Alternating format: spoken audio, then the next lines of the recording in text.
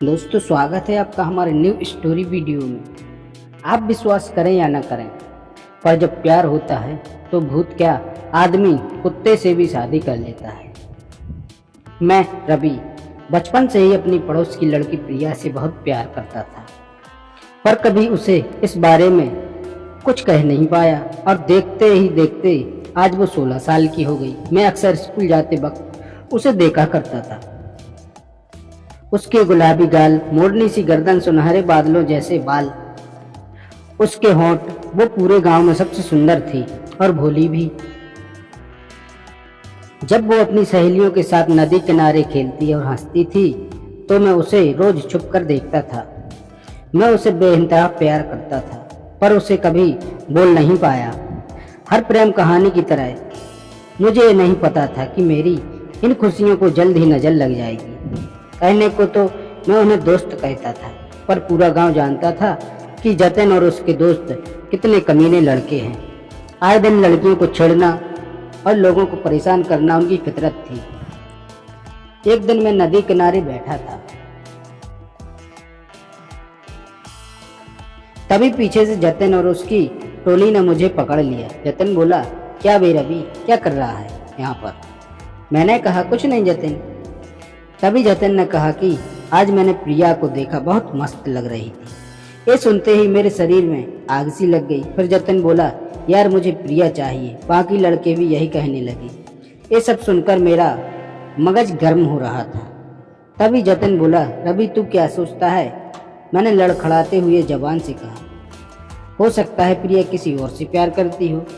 जतिन बोला, मैंने सब पता कर लिया है, कोई भी लड़का उसकी जिंदगी में नहीं है।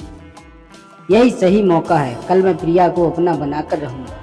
फिर जतिन जोर से बोला, सुन लो सभी, आज से वो मेरी गर्लफ्रेंड है। ये सुनते ही मेरा दिल टूट सा गया, पर मैंने हार नहीं मानी और मैं बोल उठा, जतिन ये गलत बात है। जब तक प्रिया अपनी मर्जी से ना दे तो उसे अपनी कैसे कह सकता है? पहले प्रिया हाँ तो कर दे तुझे। मेरी बात सुनते ही सभी लड़के भी यही कहने लगे, जिसे सुनकर जतिन बोला, ठीक है, इसका फैसला हम कल करेंगे। मैं काफ़ी डरा हुआ था कि कल क्या होगा और इसी कारण रात भर सो नहीं पाया। अगली सुबह मैं स्कूल के लिए तैयार हो गया। मैंने मन ही मन फैसला कर लिया कि आज प्रिया को अपने दिल की बात बोलकर रहूँगा। जब स्कूल की छुट्टी हुई तो जतिन और उसका दल प्रिया और उसकी सहेलियों के पीछे हो गया। मैं भी जतिन के पीछे चलने लगा। काफ़ी देर चलने के बाद जब काली कब्रिस्तान आया तो जतिन अचानक से प्रिया के सामने आकर उसे रोकने लगा। मैं ये सब देख रहा था। प्रिया ने जतिन को रोकने का कारण बताया तो जतिन ने उसे सारा हाल कह डाला। तब तक मैं भी वहाँ आ पहुँचा। मैं प्रिया और जतिन को देख रहा था। प्रिया भी मुझे देखने लगी। तभी प्रिया ने कहा कि मुझे मंजूर है। सुनते ही मेरे पैरों तले जमीन खिसक गई।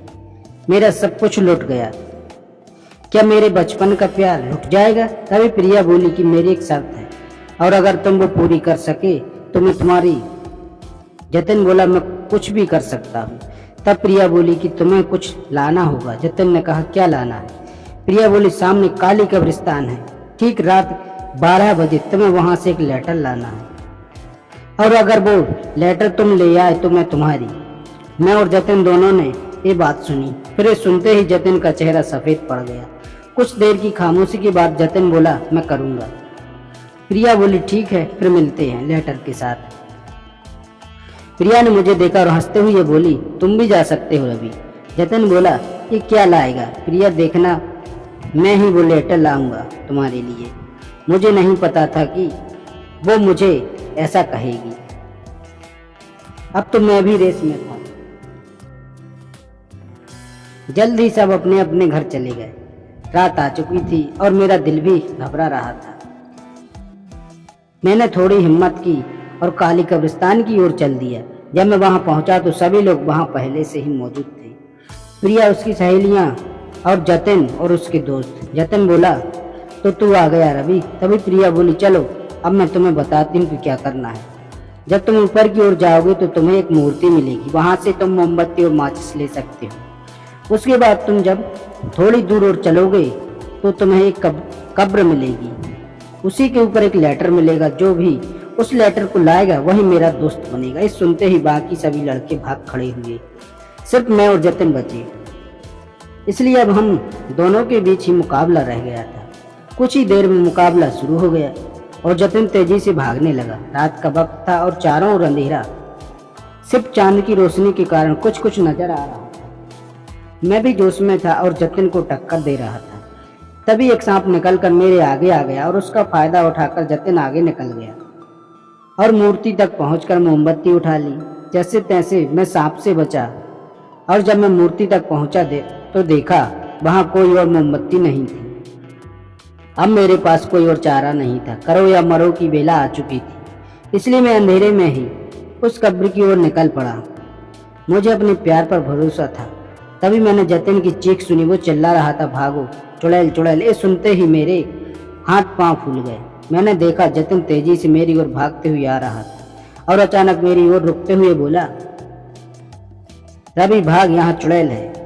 और वो नीचे की ओर भाग गया। मैं काफी डर चुका था, पर मैं ऐसे कैसे भाग जाता। मुझे हर बार प्रिया का ख्याल आ रहा था। मैं किसी भी कीमत पर उसे अपना प्यार साबित करना चाहता था। इसलिए मैं कब्र की तरफ बढ़ने लगा। काफी देर चलने के बाद मुझे वो कब्र नजर आई, पर मेरा चेहरा पीला पड़ गया जब मैंने उस पर एक लड़की को बैठा देखा। उसके बाल काफी लंबे थे और वो गर्दन झुकाकर वहां बैठी हुई थी। मेरे पैर काम करना बंद कर चुके थे। मैं काफी देर तक वहीं खड़ा रहा। मुझे बार बार प्रिया का चेहरा याद आ रहा था। मैंने थोड़ी हिम्मत इकट्ठी की और कब्र के पास जाकर उस चुड़ैल को दबती आवाज में बोला, जी क्या आपने यहाँ कोई लेटर देखा है? चुड़ैल कुछ नहीं बोली। मैंने अपनी बात फिर दोहराई। इस पर उसने पास आने का इशारा किया। मैं डरते डरते उसके पास पहुंचा। तभी मैंने कहा, देखो मुझे मत खाना। दरअसल मैं एक लड़की से बचपन से बहुत प्यार करता हूँ। उसका नाम प्रिया है और उसी के लिए मैं यहाँ तक आया हूँ। तभी चुड़ैल ने कहा, तो अब तक मुझे बताया क्यों नहीं? मैं पूरी तरह हैरान हो गया। वो तो प्रिया की आवाज़ थी। तभी चुड़ैल ने अपने बालों को ऊपर किया और मेरा दिल रुक सा गया। वो प्रिया ही थी जो चुड़ैल बनी थी। मैं पूरी तरह हैरान था कि अब क्या करूं। मैं बस प्रिया को देख रहा था और प्रिया मुझे। तभी हम दोनों को कोई आवाज़ सुनाई दी। एक बड़ा काला साया हमारी ओर आ रहा था। एक देख प्रिया ने मेरे हाथों को पकड़ लिया और मैंने भी प्रिया को पकड़ लिया। देखते ही देखते वो काला साया करीब आने लगा और अचानक एक तेज रोशनी हमारे चेहरे पर पड़ी और वो साया बोला, कौन है वहां पर? वो कोई और नहीं, कब्रिस्तान का चौकीदार था। उसे देखते ही मैं और प्रिया तेजी से भाग खड़े हुए। हम काफी देर तक भागते रहे और फिर घर आकर ही रुके। वो बिना कुछ बोले अपने घर चली गई और मैं भी अपने घर आ गया। मैं सारी रात सो नहीं पाया। अगली सुबह मैं स्कूल के लिए तैयार हो गया। जब मैं स्कूल पहुंचा तो पहले से ही वहां थी, पर वो कुछ नहीं बोली। जल्द ही स्कूल की छुट्टी हो गई। मैंने उसे हर जगह ढूंढा पर वो नहीं मिली। मैं निराश होकर घर की ओर जा ही रहा था कि मुझे एक आवाज़ सुनाई दी। वो प्रिया ही थी। मुझे भरोसा नहीं हुआ। वो मेरे पास आई और कहा, रवि कहाँ जा रहे हो? मैंने कहा, घर। प्रिया बोली, मैं भी चलती हूँ। तभी मैंने कहा, प्रिया मुझे तुम्हें कुछ कहना है। तभी प्रिया ने मेरे होंठों पर अपने हाथों को रखते हुए कहा, मुझे पता है तुम्हें क्या कहना है। मुझे पता चल गया था कि वो भी मुझे बहुत प्यार करती है। कभी कभी जुबान का काम सिर्फ आंखें ही कर देती हैं। उसका हाथ मेरे हाथों में था और हम अपने घर जा रहे हैं। तो दोस्तों, कैसी लगी स्टोरी कमेंट करके ज़रूर बताएं। अच्छी लगी हो तो लाइक और चैनल को सब्सक्राइब जरूर करें।